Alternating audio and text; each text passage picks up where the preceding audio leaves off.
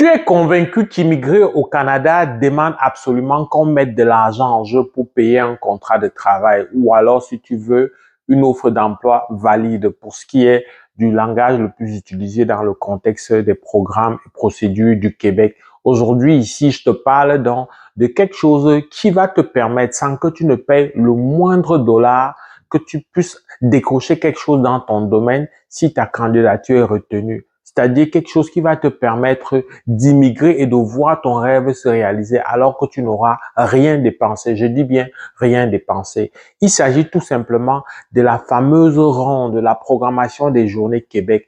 Ce n'est pas la première fois que je t'en parle. Je me souviens que je t'en ai parlé de manière détaillée. Je t'ai même préparé par le passé, il y a un an, sur comment tu devais procéder, y compris même sur comment est-ce que ton CV doit être rédigé, comment est-ce que tu dois amener ta candidature. Aujourd'hui, je te fais une mise à jour. Cette mise à jour vient dans un contexte où il y a une programmation ferme pour le mois de juin. Pour toi qui me regarde à partir de l'Afrique subsaharienne. Quand je dis l'Afrique subsaharienne, il s'agit notamment du Cameroun, de la Côte d'Ivoire et puis des pays environnants. Je pense au Togo, je pense au Bénin. En tout cas, la liste précise, pour être transparent, la liste précise des pays, c'est pas encore officiel. Mais comme je t'avais expliqué déjà par le passé, Journée Québec, c'est un concept où il y a un consortium de 3 regroupements d'entreprises qui se mettent ensemble sur la même plateforme justement qu'on appelle Journée Québec, où ils manifestent ils regroupent les intérêts des différentes entreprises selon les besoins et ces entreprises s'inscrivent dans Journée Québec et à leur tour, donc, la plateforme en elle-même va entériner, va arrêter les postes et donc les lieux d'emploi pour les futurs candidats. C'est seulement à ce moment que toi, à ton tour, tu peux candidater. Alors, comment tu candidates? Pour le cas précis de la prochaine Journée Québec Afrique subsaharienne, tu n'auras même pas besoin de te déplacer. Tout va se passer en virtuel. Tu vas créer ton compte. C'est pas très compliqué. C'est comme si tu créais n'importe quel compte. À partir donc de ton compte, tu vas pouvoir soumettre ton CV. Donc, l'élément qui parle beaucoup pour toi ici, c'est le CV. Il faut là-dessus te rappeler que le CV doit être vraiment bien ficelé. Il n'est pas obligé d'être exhaustif. Ici, le CV au style nord-américain, c'est pas un CV qui vient dérouler la chronologie de ton pédigré, qui vient dire tout ce que tu as fait dans la vie. C'est un CV ciblé. Le CV nord-américain, c'est un CV qui met en avant une sorte de mélange entre tes compétences et la chronologie. Oui, on peut rien faire. On peut pas parler de colombe vitae sans évoquer la chronologie, mais c'est pas une chronologie, comme je dis encore, qui se veut détaillée. C'est une chronologie qui vient regrouper ton parcours professionnel selon tes compétences, selon ce que tu as fait. Donc, ce n'est pas pertinent d'aligner les entreprises, mais davantage de regrouper selon ce que tu as fait. En tout cas, avec beaucoup de plaisir, on peut t'accompagner sur ce volet-là. Mais c'est vraiment sur cette plateforme-là. Il n'y a pas d'intermédiaire, donc il n'y a pas quelqu'un qui peut aller plaider pour toi. Si ton profil donne, on va te prendre, on va te sélectionner, on va te prendre en entrevue virtuelle. Et puis, ça va être la bonne nouvelle comme ça a été pour plusieurs autres personnes que nous avons eu le privilège d'accompagner avant l'entrevue, que nous avons eu le privilège aussi de faire candidater, etc. Je parle et je focalise sur Journée Québec Afrique subsaharienne, mais tu peux me regarder à partir de la France, il y aura des Journées Québec pour toi également. Au Maroc, en Algérie, etc. Maintenant que tu sais que le mécanisme ne montre pas, ne prévoit pas qu'il y ait des intermédiaires et donc qu'il y ait de la surenchère, tu n'as pas à te laisser dire que tu peux donner de l'argent pour qu'on te fasse réussir. Non, ce n'est pas nécessaire. Tu peux plutôt mettre de ton temps pour faire un bon CV. Tu peux mettre de ton temps pour te préparer au cas où on arrivera à te présélectionner. Donc ça, c'est ce qu'il faut savoir. Pas d'intermédiaire possible. Tout le monde a accès. Par contre, il faut s'y prendre assez bien en termes de qualité Internet, le débit Internet. Il faut être prêt à le faire à temps parce que ça bug beaucoup. Il y en a qui ont du mal à introduire, à faire même déjà leur compte, etc. Donc, par expérience, ça demande de se préparer à tous les niveaux, au niveau même du débit, voilà, de la connexion Internet. Tous ces aspects-là, il faudra vraiment regarder de près. Maintenant, quels sont les domaines même qui sont concernés? J'imagine que tu as déjà deviné que de manière classique, le domaine de l'éducation, le domaine de la santé font partie. Mais c'est pas juste ça, le domaine aussi informatique, notamment les technologies de l'information. Mais c'est pas juste ces trois-là. Je dois te dire que ici au Québec, il y a vraiment un problème dans le métier, le milieu de la construction. Il y a un besoin criard de main-d'œuvre. Il y a même des raccourcis, des facilités que le gouvernement a mis sur pied pour faciliter, pour encourager les gens qui veulent entrer dans le domaine de la construction avec des bourses pendant que tu étudies.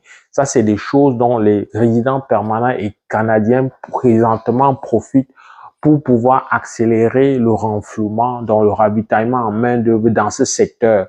Tu sais que le secteur de la construction tient beaucoup l'économie en ce sens que tu vois, par exemple, toi qui aspirent à immigrer, les quotas d'immigration, les délais, quelquefois, peuvent subir un coup parce que on se pose la question où est-ce que tu vas habiter, où est-ce que tu vas vivre. Les étudiants internationaux sont les premiers à écoper. Dans le domaine de la construction, tout ce qui est autour de la construction, les métiers de la construction, ce seraient les bienvenus.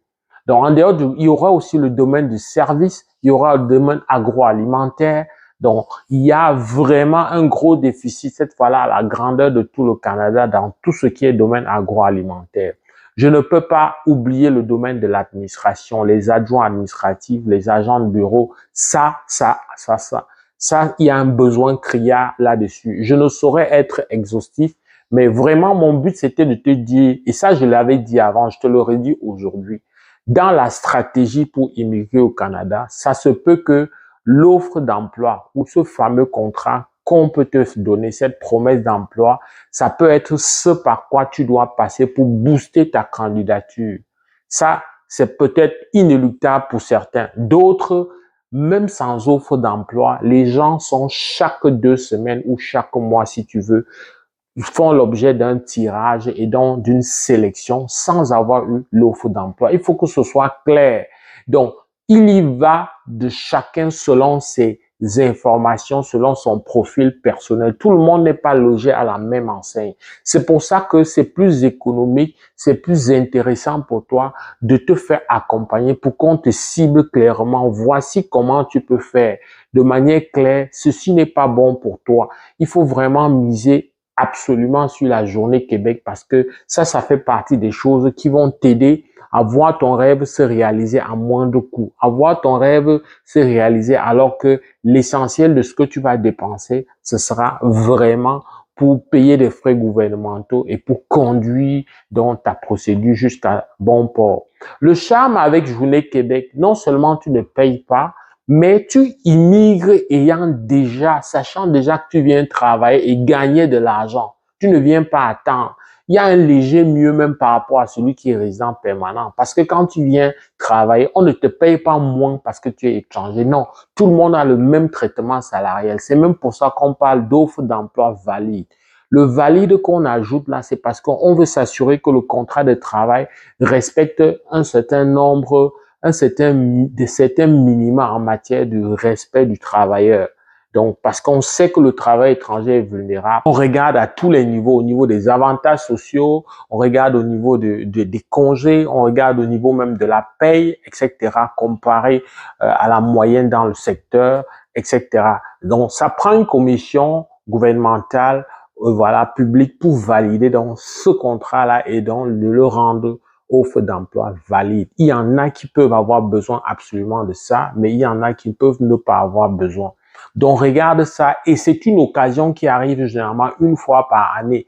Donc, quand tu la rates, tu vas toujours marcher après les autres programmes de ce genre-là pour être sûr que tu vas pouvoir immigrer vraiment sans avoir eu besoin d'être victime de la surenchère. Ce n'est pas la seule plateforme. Il y a des plateformes permanentes qui sont logées directement au Québec et au Canada, vers lesquelles tu peux aussi régulièrement candidater, déposer ton profil et montrer un intérêt permanent et qui sait, comme plusieurs autres avant toi, bénéficier donc de ce fameux contrat qui, peut-être dans ton cas, une fois encore, est ce qu'il te faut pour immigrer définitivement. J'espère que ça t'a aidé. Si c'est le cas, like.